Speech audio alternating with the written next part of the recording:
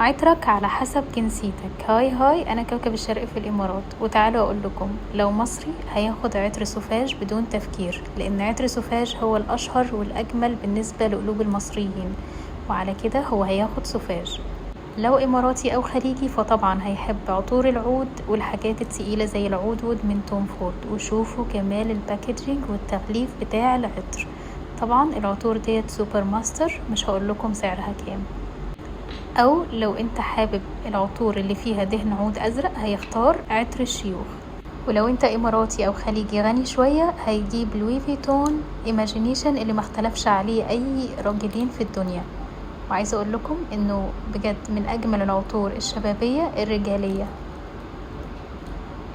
لو انت شامي او سوري او اردني او فلسطيني هيختار عطر جرين لي، لانه عطر بالتفاح الاخضر وفعلا ريحته فريش قوي وكأنك طالع من شاور. تفتكروا لو هندي هيختار عطر ايه؟ قولولي في الكومنتات.